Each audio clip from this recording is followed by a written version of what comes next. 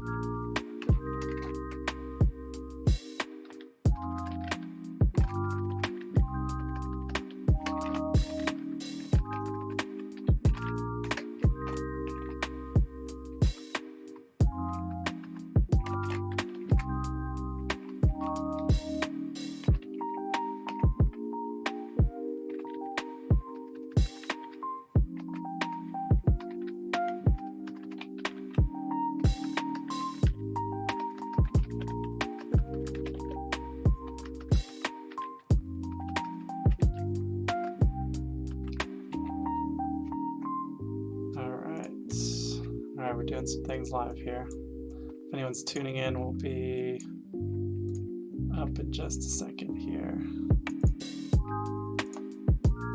Can I unmute myself? You are welcome to unmute yourselves. Thank you, oh great controller.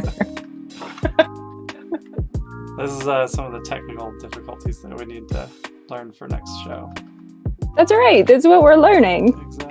It's called work in progress for a reason. I was just going to say the same thing. Yes. How are you, Annie? I'm good. Yeah. Anything you want our live listeners to know before we officially start? No. No. I had like a weird day. Oh. I sat on my glasses while we were camping, and Oh, I kind of like warped them.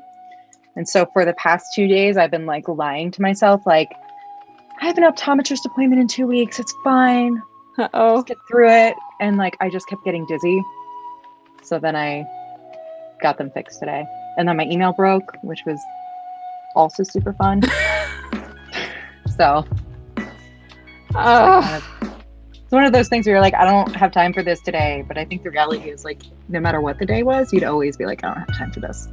Oh, yeah. Yeah. You could be sitting there reading a book all day long. And Yeah.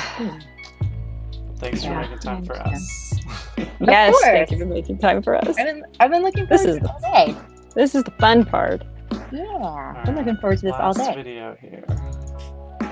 Last video? Yeah, I'm zooming in on each of us, and I know that there's probably a better way to do this, so if anyone's out there watching and has used OBS before, it's something we gotta figure out. But it resets every time we do a stream, so I've been trying to... Well, I did find the quiz onion headline or real headline. Go for it. Okay. Grandma shuts down entire country's internet. Real or onion? I think that's real. Okay, let's see. Oh, well. Is This it real? headline is originally from Fox News. It's real. Internet service and all. Well, it's a real headline. Headline. Listen to the words. All of Armenia was cut off for several hours when a 75-year-old Georgian woman inadvertently cut the main service line between the two countries. That's impressive. That's pretty impressive. All right. I've seen that I think one. we're just about there.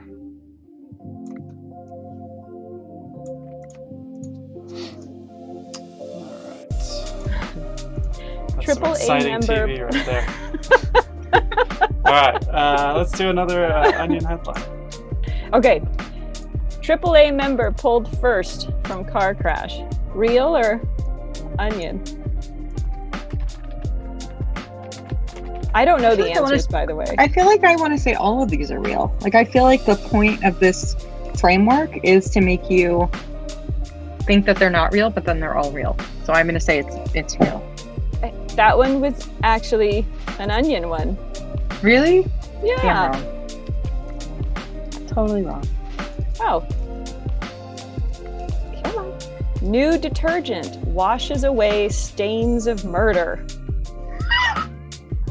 It's got to be the onion, right? I don't know. That's a pretty good, like, I'm just imagining, like, you know, those, like, shout or gain campaigns where they're like, yes, oh, the dirty dirt on your kids' dirty clothes. But instead, it's like one with, like, blood.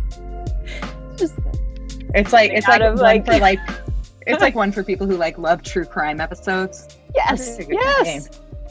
All right, we are all set up. Welcome everybody to Work in Progress. This is our, let's see, third episode. Third. I guess we should probably just stop counting at this point since we'll be doing this every Wednesday at 5 p.m. So thanks for taking the time to bear with us on the technical side of it. We're learning new tools. We got a new microphone over here for me. We'll work on getting everybody set up with the right gear in the future. And some of what you're watching me do is just tweaking some of our settings in the systems that we use for streaming. But let's get on to the more important matters. So today we're going to be talking about making work for you with Annie. And Annie is one of our longtime members, longtime freelancer, writer extraordinaire. And so we just wanted to bring her onto the show and just kind of discuss a lot of things that we recommend members reach out to Annie for a few things, whether or not she likes that or not, when she has time to answer questions and things like that. So we want to hop on here and share it with all of you. You know, it's weird, Colin, when you were like, longtime freelancer, I think my brain still thinks it's only been like a year. Oh. So when you say that, like I hear it and I'm like, what are you talking about, Colin? And then I'm like, no, it's been 5 years. It's like dog years. That counts it's as freelance years. Yeah, they age us. They age us a little differently. So am I like 40? Am I like, has it been 40 freelance years? There'd be something like biblical about that. Yeah, it definitely feels longer. It's like pandemic months. They feel longer than normal. Long time. So we kind of touched on some of these topics with Leah's episode last week, but I think having you on the show allows us to get a little bit deeper into them. And we have a little bit of high level notes, but I think really just going off the cuff with how we feel about work, I think is pretty easy for all of us to do here. I think especially this piece of like making work. Like there's a point at which having a regular job makes more sense than freelancing, and some people right now don't really have the luxury of choosing between the two. Some people have been laid off. Some people are finding freelancing for the first time because they need to provide for themselves and their families. But what I want to talk about today is how to make that work, how to prevent burnout, how to make sure you're charging what you're worth, so that it all does work for you. Yeah. So how did you want to maybe give us a quick award-winning copywriter right here. Yeah, I words good. I do real good words. Do you want to share with us a little bit of maybe how you got to that point? Because I think even when you started, all of those years ago, I'm sure you had to figure that out for yourself. You probably priced yourself too low at the beginning. You probably, were burning the candle at both ends. So I'd love to hear just a little bit about, how it looked when you started and what does it look like today? So when I started, I remember I spent, I don't know how many hours just trying to figure out how other people were doing what I wanted to do, specifically with pricing. Like I didn't understand how to price myself, and it was really intimidating to think about, well, how much is my time worth? How much is my time worth if I've only been freelancing or doing my own thing for 3 months? But what does that even look like? So not surprisingly, I built a lot of spreadsheets because that's what I do. And I think that was the first kind of iteration of what I use now for pricing. But it was basically kind of figuring out, okay, you only have so many billable hours in a week, in a month, in a year, because the reality, like, I think when you're in, you know, a full-time job, whether you're exempt or non-exempt, you get paid for all your time. You get paid for your time when you're working and focused. You get paid for your time when you're maybe running an errand. You get paid for your time when you're talking with a coworker. And so I really hate the word freelancer. I'm struggling with that. Like, I'm like tripping over it in my head. Like, I hate that it has the word free in it. But I think as, you know, as an independent contractor or a solopreneur or whatever you want to call yourself, you have to build that time in. And I think that was one of the biggest mistakes that I made in the beginning, was thinking like, oh, I can totally bill 40 hours a week, 52 weeks out of the year. And like, no one can do that. Like, you're going to get sick. You're going to get sick. You're going to want a vacation. You're going to have, you know, we've talked about this, a productivity hangover, where you have a day where you just kill it and you're super focused. And then the next day, it's like your body is like, okay, I'm bringing balance to the force. You can't move as fast as you did yesterday. So I think that was a big learning step in the first few months. When you say 40 hours over 52 weeks, we touched on this a little bit last week about how you set prices. Did you look at it as, this is how much I want to make a year, and then divide it into 52 and then divide it into 40? Or did you look at it as, I want to make at least this much per hour and go from there? Do you remember? The first one. And so that's what I do now, is kind of looking at revenue goals based on what I know about my personal expenses, my business expenses, and then figuring out, okay, if my math is kind of, I'll assuming that it's 20 billable hours a week, 48 weeks out of the year. That to me kind of builds in the sick time, the burnout time. Maybe we should call it intentional burnout time. And that kind of is enough buffer where I think that you're not trying to kill yourself by hitting an unrealistic number of hours in a week. Yeah, can you explain a little bit more about that spreadsheet that you have? Because I've seen versions of it where you have different scenarios, different outcomes, and how you kind of get to those numbers. Yeah, and we can share the Google link to it. I'm happy to share that. So basically the idea is, on a really simple level, take your business operating expenses, because you do have business operating expenses as an independent contractor or as a solopreneur, right? Like what? You have a membership at the Collective because it's the best place to do work. No, literally, like the best investment every month. Sponsored video. Not paid. No, I'm not. I would say it even if I wasn't in the building. But you have that. You have technology expenses. You have software expenses. You have if you have a bookkeeper, if you have a CPA, if you have an attorney, if you have just any number of expenses. It's not, you can definitely start off, like when I started, I had my laptop that I had bought 4 years earlier and that I mostly had used to watch Netflix on. And then suddenly it was meant for work and eventually it needed to be replaced, right? So you have your business expenses. And then the next thing that you'll have is, I almost want to share the screen. But that'll take too long to find. And then the next thing you need to do is figure out how much you need to live your life, right? So household expenses, whether you're sharing that with a partner or not, figuring out okay, what's the salary, quote unquote, I would need to bring home. Add those together, add a buffer on top of that for taxes, because you're going to pay more self-employment tax than you would as a employee of a company. Health insurance, an IRA investment or an SEP, a SEP investment. So you're going to add all of that in, right? And that's going to give you your grand total for the year. And for me, there's the base level, which is, this is how much money I need to survive and live my life. And then I have a mid-level, which is I need to survive and live my life. And I like to travel, so take a really cool domestic trip.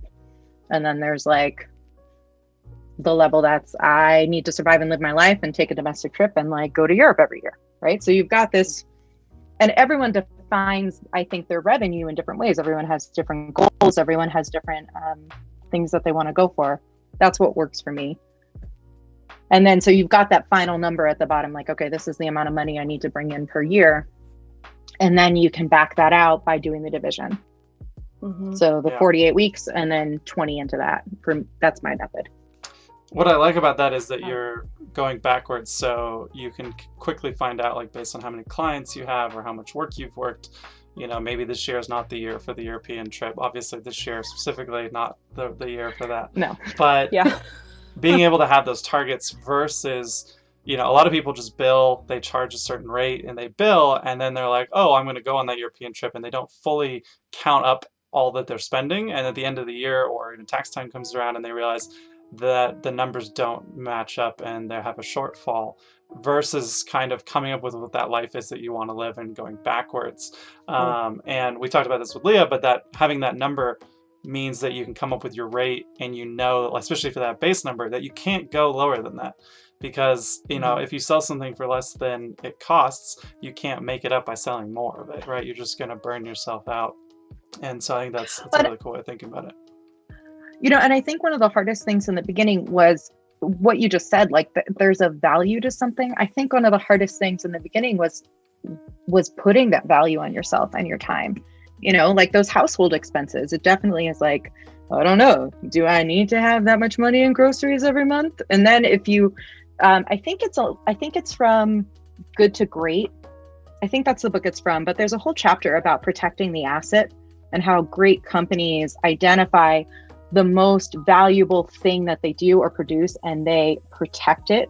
And I think when you're an independent contractor or a solopreneur, you are the asset. Mm-hmm. Like you have to protect the asset. If you, like you guys know, I got really sick towards the end of last year, and that was really a challenging experience, but it really taught me that concept of like, if I'm not in good shape, mentally, physically, emotionally, spiritually, whatever, I'm of no use to the people who I'm doing work with. And I can't produce stuff that I'm happy with, and that doesn't work. So I need to eat, you know, and I need to feed my dog organic, grass-fed, whatever that he'll throw on the floor and stare at for 4 hours, but that's fine.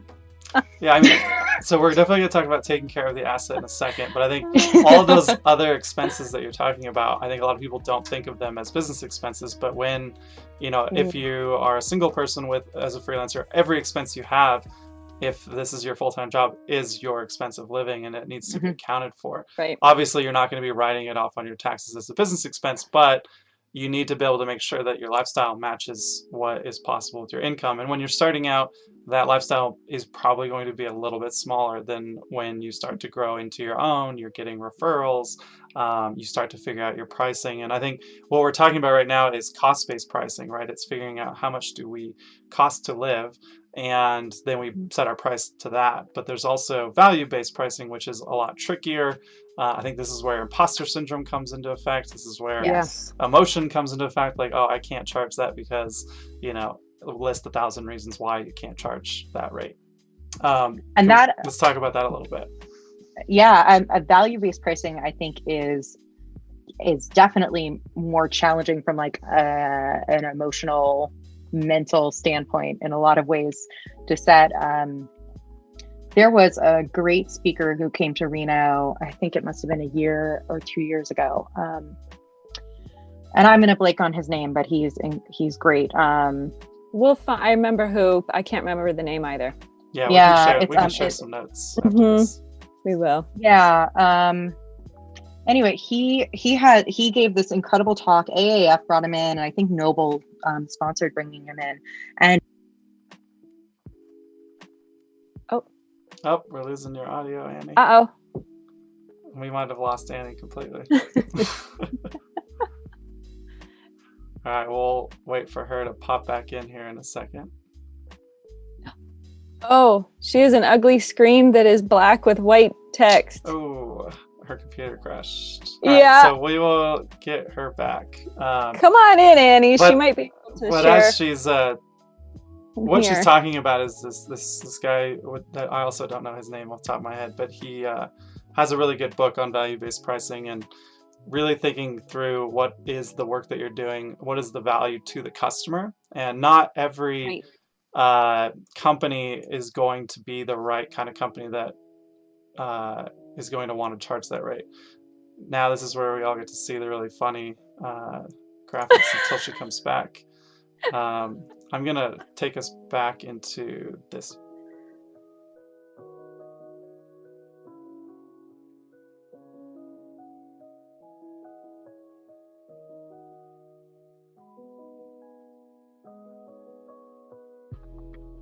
Oh yeah.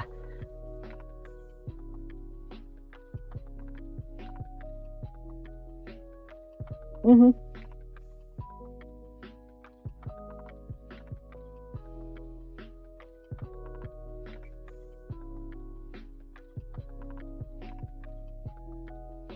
Back into more of a focus on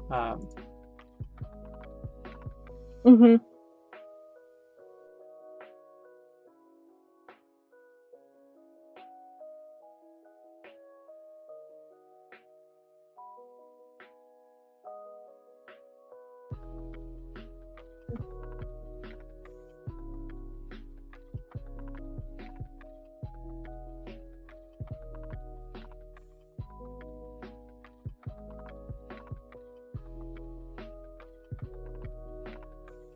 Yeah, absolutely. Well, I think Annie's working through that, but something that you had talked about, where if you break down, so based on Annie's structure of 48 weeks a year and 20 hours a week. So I always had a hard time when I did need to make up for something. And you can't just add hours to the day, right? There's only 24. But as a freelancer, if you don't make the money, you don't make the money. There's not a straight salary, right?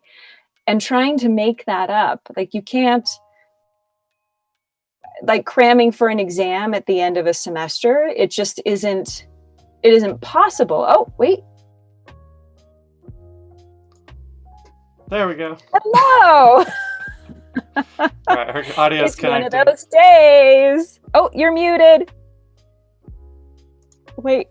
I told you, man. It's one of those days. It's all right. The name of this show is apt for more reasons than one, so it's okay. Like, can someone Google if Mercury is in retrograde, whatever that means? Because so we kind of caught everybody up on what you were talking about with the book, but if you have any takeaway from that, I think we want to also talk about avoiding burnout, taking care of yourself. And Rachel was just talking about how you can't really catch up, right? If you are down a certain number of hours, you can't say, I'm going to try to shove it all into the weekend, because that's really just going to not set you up for the following week. Mm-hmm. Yeah. Well, and Colin, you and I have talked about the concept of like time debt, right? Yes. Like where you where you know that you're behind on work or deliverables or whatever. And for me, it literally feels like a bank account is in the negative.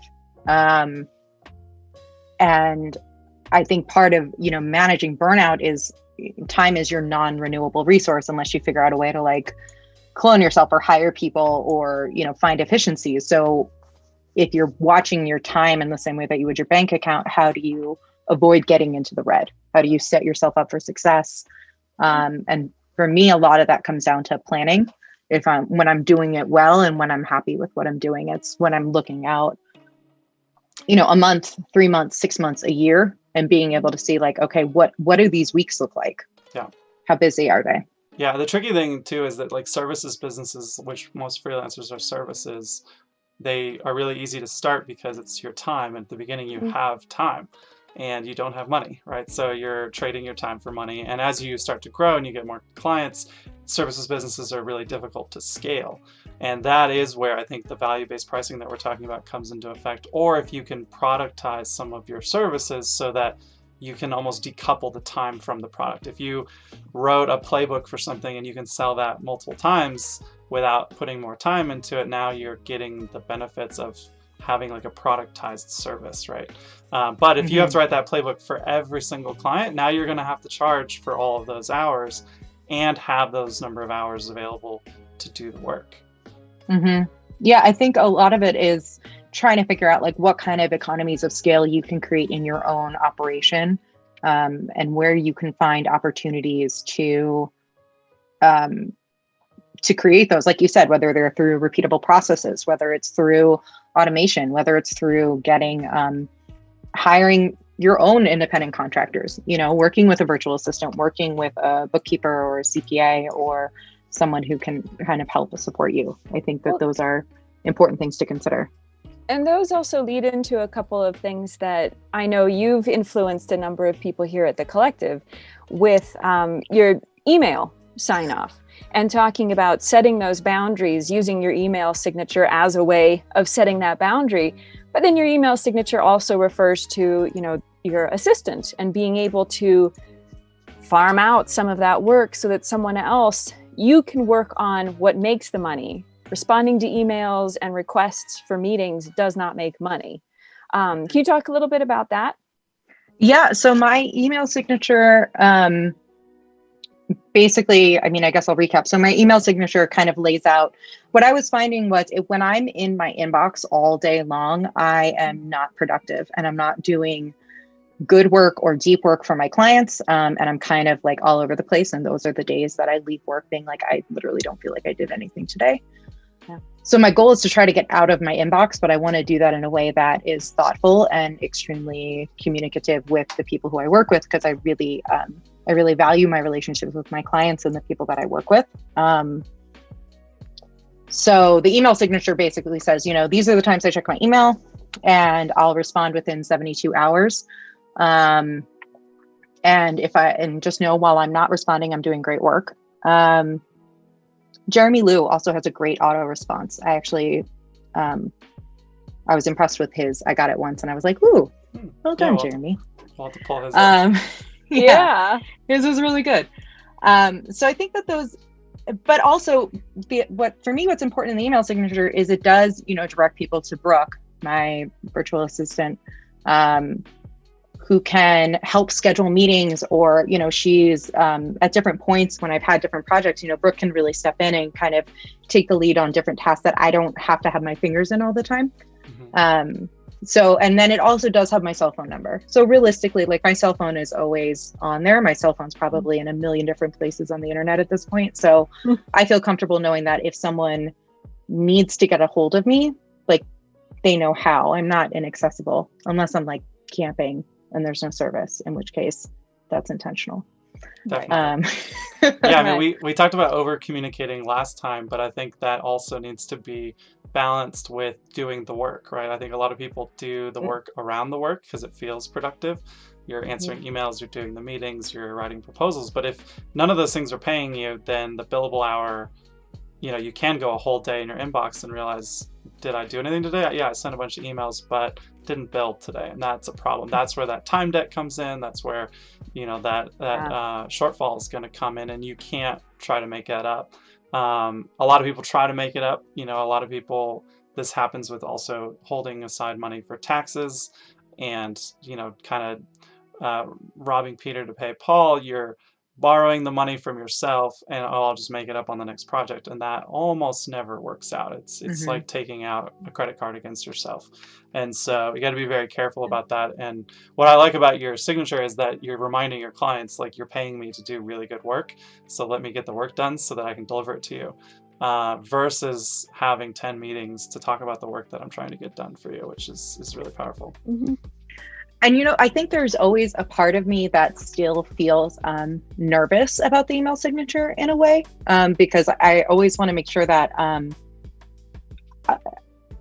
I think there's a line between boundaries are so incredibly important, but so are relationships, right? So I think that, strong boundaries are important for relationships, but I also, I don't know, maybe this is a me thing, but I'm always trying to straddle that line between how do you communicate those boundaries in a way that doesn't sound like I'm too good for you, I'm too busy for you, where you're communicating it with humanity and empathy, I feel like. I think the solution you came up with with the, you know, I am busy creating the content that you pay me to make, I think fits that perfectly. It's hard, you know, with email or a text message, people can always read whatever type of day they're having, could always read something into it. But when you know that that is the standard response, and you know they know you and they've worked with you, I think it's a really healthy response. But yeah, I know if I did that at first, it'd be like, ooh, move over, it's my time. It's setting an expectation. I mean, I think not every client is going to be the right client for you, and there are other writers, and maybe there might be someone out there that can do more hand holding if that's what somebody needs. But I think there's an expectation that you can create when you start the relationship, and there's a nice thing. There's a lot of clients that I've worked with where they just say, I just want this to be done. And there's others that want to micromanage the whole step of the way. And those projects definitely they come out differently in terms of, I guess, dollars and cents at the end of the day, but also how much time they take to get done. And I think also part of boundaries is and I feel like I'm continuously learning this, is learning how you work best, right? Like going down to like your chronotype, going down to when you feel like you start to get to feel it in the process of a day, but really it's structuring your work around like, okay, like personally, like if you've worked with me, you know this, like I'm not a morning person. Like if you would like my brain to function, like it's not really going to function before 10 a.m. probably. So I think at one point I got this idea in my head that I should like start writing at 6 a.m. in the morning so that I would have a bunch of stuff done before the day began. And that lasted like, I don't even know if it lasted. I don't even know if it lasted like 2 days. Like it's just not me. Right. So part of it I think is communicating. And I do talk to my clients and I'll be like, you know, don't be surprised if you see an email from me coming later at night. Like that may be when I'm hitting a second wind of energy, when I'm feeling really creative or productive, or I figured out, you know, a problem that we've been chewing on for 3 days. I finally figured out the solution. I want to get it out. Right. So I think part of that is we're all human, right? Like your clients are human, you're human, everybody here is human. We all have lives outside of our work. We all have dreams and desires and whatever. And I think if we can treat each other that way, then we have better relationships and we do better business and we do better work. Yeah. I think you've summed it up perfectly right there. So we have, because we started late, I want to keep you just a few more minutes, but you can keep me as long as you want. Let's talk a little bit about, let's say the work week is done and Annie does want to disappear to go camping. How do you set that boundary, and why is that important, right? Because, you know, we could just spend that time doing more work and burning that candle even more, or we can take time to recharge. So I feel like if my husband is watching this right now, he is laughing because this happened last week. I went on a camping trip with my best friend and her husband, and we're leaving Friday morning. And I broke a lot of my own boundaries, and I think I worked until like 1 or 2 o'clock in the morning on Friday, because my goal was to get the things that I knew needed to get done for Friday, and also the things that I knew needed to get done the Monday when I was back.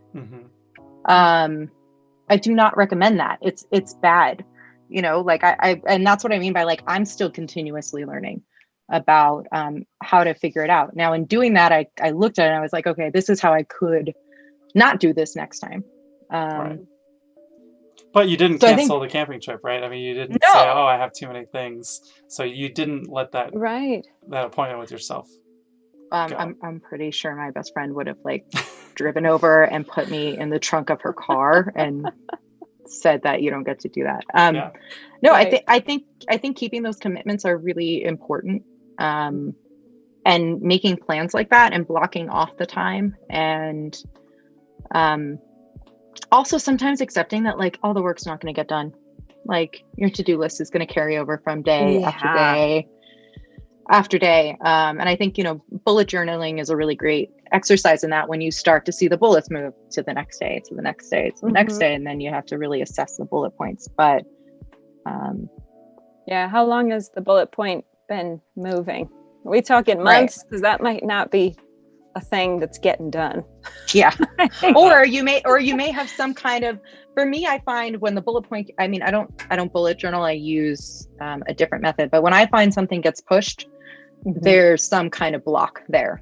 Creatively, mentally, emotionally, just something there is why I'm not doing that work. And and that movement is a trigger to say like, okay, what is happening here? Like, why is this thing that should take 30 minutes not happening? Yeah. Yeah. So I think as far as unplugging, I think sometimes, and boundaries, like sometimes it's as simple as literally shutting down your computer and putting it in a bag and not, closing it down with all the windows open, and like you can just like resume where you were. I think if you can create kind of a ritual for yourself when you end the day, for me, that's tracking my time that I've done that day. And it is closing down all the windows to the computer, and it is shutting down the computer fully. That for me is a division of space.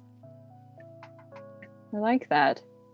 Yeah, I get used to leave them all up, close it, get right back to it. Mm-hmm. It just no, I don't have to think about it. But at the same time, I think that that's true, that it's still processing in the back of my mind. It's still available instead of being a hard boundary. It's, softer.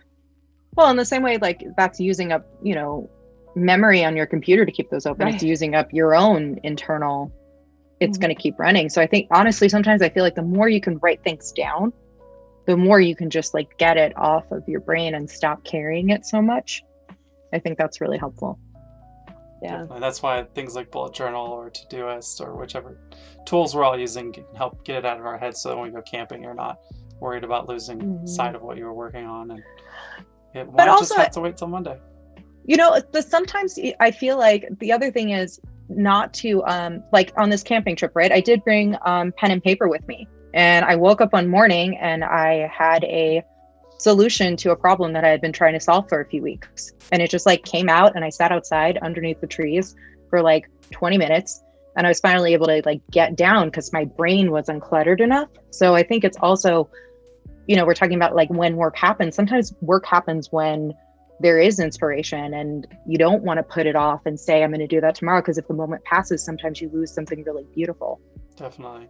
Yeah, I think a lot of people talk about like coming up with ideas in the shower and things like that. And this happens a lot in programming, where the analogy is that you kind of like fill your head up with all these problems, and then you do need to walk away from it, because now your subconsciousness is working on it.